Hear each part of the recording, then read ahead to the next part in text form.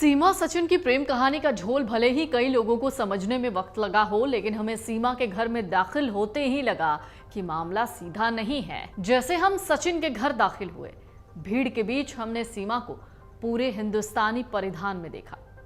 जब हम बातचीत के लिए कमरे में दाखिल हुए तो सीमा के हाव भाव से कहीं से भी नहीं लगा कि वो एक दूसरे मुल्क में से आई। पूरे आत्मविश्वास से भरी सीमा हमारे सवालों के जवाब धड़ाधड़ दे रही थी। तो अब आपको बताते हैं हमारी नजरों में सीमा कहां खटकी।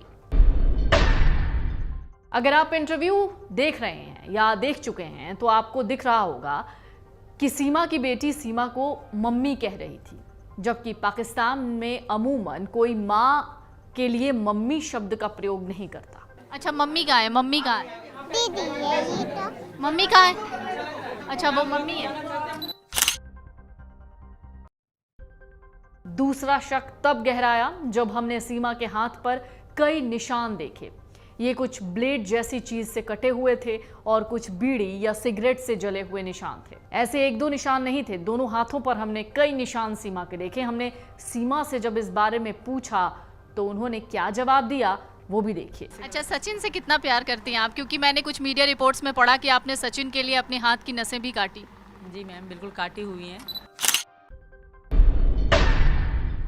तीसरा शक तब हुआ जब सीमा ने कहा वो गांव में रह रही थी, पाकिस्तान के किसी गांव में, और वो गांव में सेफ नहीं थी। सीमा जैसी कई महिलाएं गांव में सेफ नहीं थी, जबकि सीमा के पति गुलाम हैदर की माने तो वो शहर में किसी किराए के मकान में रह रही थी। गांव की जो महिलाएं हैं, जिस तरह की मैं थी, तो वो इतनी अच्छी सेफ नहीं है। हाँ, शहर की परफेक्ट है। चौथा शक कब हुआ? तब जब सीमा ने कहा वो 5वीं तक पढ़ी है, लेकिन वो हाउसवाइफ, थैंक यू, सॉरी जैसे अंग्रेजी के शब्दों का बड़ी खूबसूरती से इस्तेमाल कर रही थी। उसके एक्सेंट बिल्कुल साफ थे। एक बात बताइए, आप कहाँ तक पढ़ी लिखी हैं? मैं 5 तक। चाहे हाउस वाइफ ही बनना है।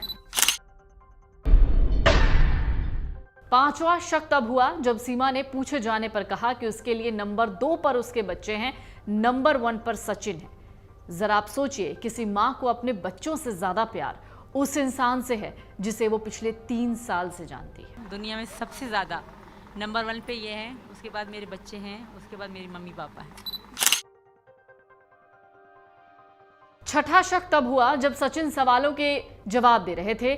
जब हमने सीमा को गौर से देखा तो सीमा ने उस दौरान कई बार सचिन का हाथ पकड़ा और हाथ पकड़ के दबाया भी। सचिन से बातचीत के दौरान सीमा ने कई बार सचिन का हाथ पकड़ा, जैसे कोई ज्यादा बोलने से रोकता। मैम, अभी तो मैंने कुछ प्लानिंग नहीं की। खैर, इसे पता है कि हमारे घर की मजबूरी क्या है क्या ना, हर एक हालात की पता है इसे। सातवां शक तब हुआ जब सीमा बहुत अच्छी हिंदी बोल रही थी। उसके शब्दों में एक भी उर्दू के अल्फाज नहीं थे।